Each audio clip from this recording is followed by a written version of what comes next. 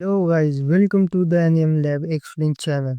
Today we're gonna talk about the anime Jujutsu Kaisen Season 3 Episode 2 के बारे में। पिछले एपिसोड में हमने देखा कि यूटा अपनी कटाना से यूजी को मार देता है। तभी हमें दिखाई जाती है सुकुना की एक झलक।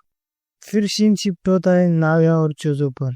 नाव्या बहुत ही बुरी तरीके से चोजो की पिटाई कर रहा होता है। चोजो कहता है ये इतना तेज कैसे है, मैं समझ ही नहीं पा रहा हूँ कि इसकी तकनीक कौन सी है। लगता है मुझे इस पे दूर से ही वार करना पड़ेगा। तभी नाव्या कहता है तुम कितने जिद्दी हो, आखिर तुम हो क्या। तभी चोजो नाव्या से कहता है मैं 10 भाइयों का एक भाई हूँ। तभी नाव्या कहता है ये मेरे सवाल का जवाब नहीं, मैं तो तुम्हारी उस बेतुकी तकनीक के बारे में पूछ रहा हूँ। तभी चोजो अपने फ्लोविंग रेड स्कल स्टैक से नाव्या पर हमला करता है, लेकिन नाव्या उससे बचकर अपनी तकनीक का इस्तेमाल करके सुपर स्पीड में चोजो की तरफ बढ़ता है और उसके पेट पर चाकू से वार करता है, लेकिन चोजो भी उसकी तकनीक समझ जाता है। तभी नाव्या कहता है इसने मेरी स्पीड को मैच कर लिया। मैं समझ गया, तुम रेड स्कल टेक्निक से अपनी आंखों की मसल्स को कंट्रोल कर रहे हो और अपने देखने की शक्ति को बढ़ा रहे हो, लेकिन तुम्हें पता नहीं मैं शुरू से ही काउंटर को ध्यान में रखकर आगे बढ़ रहा हूँ। तुम बहुत ही ढीठ हो, इसलिए मैंने इसका इस्तेमाल किया।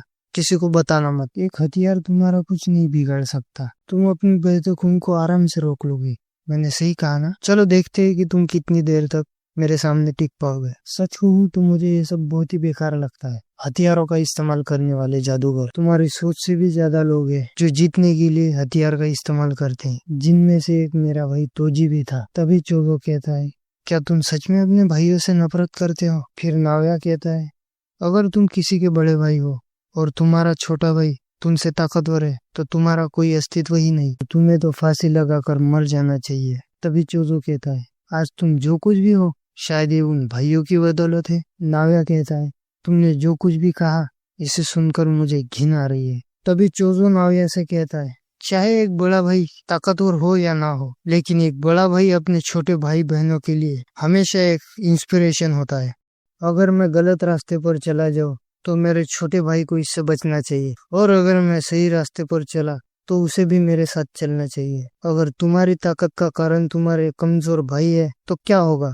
तुमने मुझसे पूछा कि मैं इतना ढीठ क्यों हूँ, तो इसका कारण है कि मैं किसी के लिए इंस्पिरेशन नहीं हूँ। मैं हमेशा गलतियां करूँ, लेकिन फिर भी मुझे अपने छोटे भाइयों से आगे ही रहना पड़ेगा, इसलिए मैं ताकतवर हूँ। चोजो की इतना कहते ही वहाँ खून की बाढ़ आ जाती है, जिससे बचकर नाव्या भागने लगता है। और भागते भागते नाव्या कहता है क्या आदमी है, इतना खून बहने के बाद भी जिंदा कैसे है। तभी नाव्या रुक जाता है और कहता है मेरे पैर सुन हो गए, मुझे इसके खून पर नजर रखनी पड़ेगी जो जमीन में समा जाए। और फिर चोजो कहता है अब तुम्हें रुक जाना चाहिए, गेम इज ओवर, चेकमेट। लेकिन नाव्या कहता है चलो देखते हैं, मेरी तकनीक उन गतिविधियों का पता लगा सकती है जो पहले ही तय की गई हुई है, जो कि है 24 FPS की स्पीड। अगर मुझे रोकने के लिए उसके पास यही एक तकनीक है तो फिर बिना किसी समस्या के उसके पास जाकर मैं उसे मार सकता हूँ।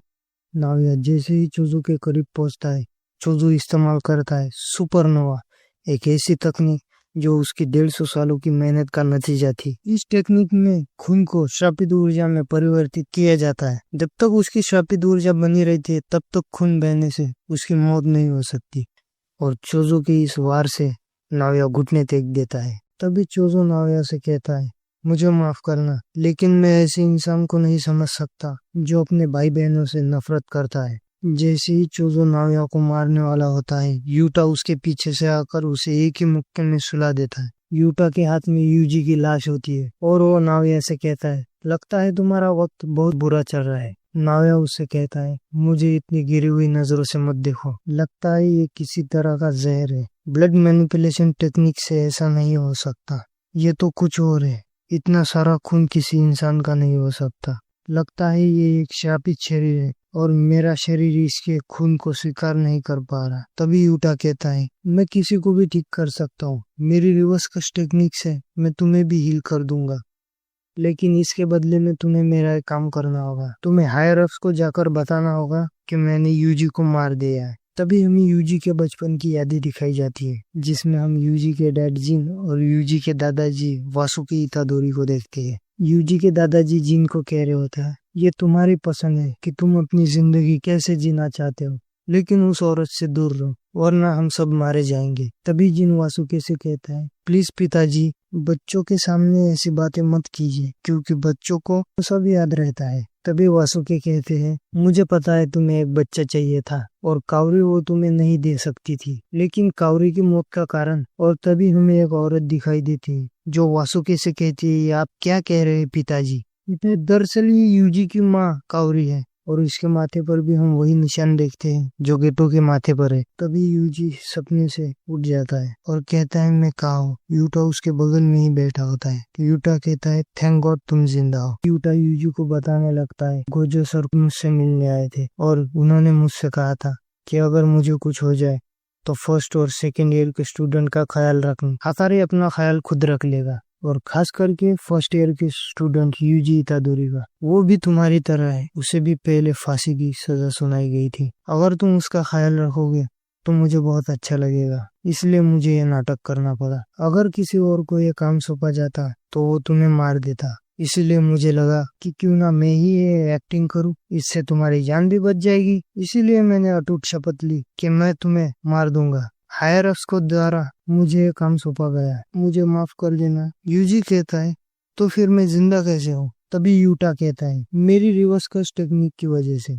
मैंने फौरन तुम्हारा दिल ठीक कर दिया। रिवर्स कर्स टेक्निक से सब रुक गया, मुझे लगा कि यह काम करेगा। मैंने सुना था कि तुमने पहले भी कुछ ऐसा किया है। बहुत से लोग ये नहीं जानते कि मैं पॉजिटिव एनर्जी से किसी को भी हील कर सकता हूँ। हाँ, ये दूसरी बार है कि तुम्हारी मौत का नाटक किया गया। लोगों को इसका जल्दी ही पता चल जाएगा, लेकिन फिलहाल के लिए तुम्हारा मरना रोका जाएगा, जैसे कि पहले भी किया गया है। यूजी कहता है, तुम मुझे क्यों बचाना चाहते हो। यूटा कहता है, क्योंकि जिन लोगों की मैं फिक्र करता हूँ वो लोग तुम्हारी फिक्र करते। एक समय मेरे पास भी मेरी क्षमता से ज्यादा शक्ति थी, लेकिन मुझे लगा कि ये शक्ति मुझ पर थोपी गई है, लेकिन ये सब मैंने खुद ही अपने आप पर थोपा था। इसीलिए तुम्हारे पास जो शक्ति है वो तुम्हारी अपने नहीं है, तुम्हारी कोई गलती नहीं है। तभी यूजी कहता है, ऐसा नहीं है, ये दोष या गलती की बात नहीं है, मैंने कितनों को मारा है। तभी वहाँ फुशिबुरो आ जाता है जो यूजी से कहता है, हम जुजुत्सु हाय वापस जा रहे हैं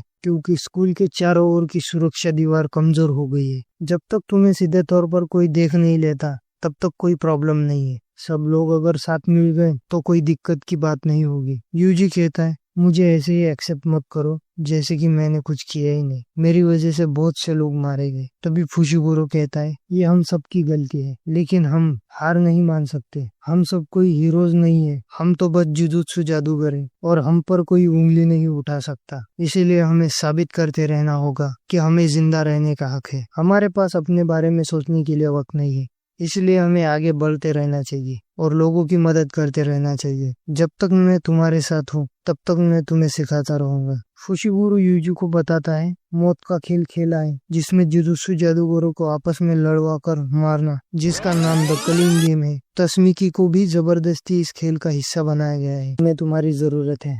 तभी यूजी यूटा से कहता है, सुकुना किसी बड़े काम के लिए मेगुमी का इस्तेमाल करना चाहता है। तुम्हें पता है, जब शिबुया में उसने मेरे शरीर पर कब्जा कर लिया था, शायद ऐसा इसलिए हुआ क्योंकि जोगो ने मुझे एक साथ कई सारी उंगलियां खिलाई थी। अभी मेरे अंदर सुकुना की 15 उंगलियां हैं। अगर बाकी बची 5 भी मैं खा लूं तो मुझे नहीं लगता कि मैं फिर से अपने शरीर पर कब्जा कर पाऊंगा। अगर ऐसा हुआ तो तुम मुझे मार देना यूटा। यूटा कहता है, ठीक है, मैं अपनी पूरी ताकत लगा दूंगा। फुशिबुरो कहता है, सबसे पहले हमें जुजुत्सु हाई जाकर मास्टर टेंजिन से मिलना होगा। प्रेजेंट रेम को अंसिल के ये सिर्फ हमें मास्टर टेंजिन ही बता सकते हैं। तभी यूटा कहता है, साकिमी का क्या हुआ कुछ पता है। फुशिबुरो कहता है, ये उसकी ही तरकीब है, फिलहाल वो जुजुत्सु हाई में छुपे हुए हैं, लेकिन मुसीबत तो ये है कि 1000 से ज्यादा दरवाजे और वो भी अपनी जगह से बदलते रहते हैं। उनमें से सिर्फ एक ही दरवाजा है जो स्टार कॉरिडोर जाता है, जहाँ मास्टर टेंजिन रहते हैं। अगर गलत दरवाजा खुला तो हम मास्टर टेंजिन से कभी नहीं मिल पाएंगे।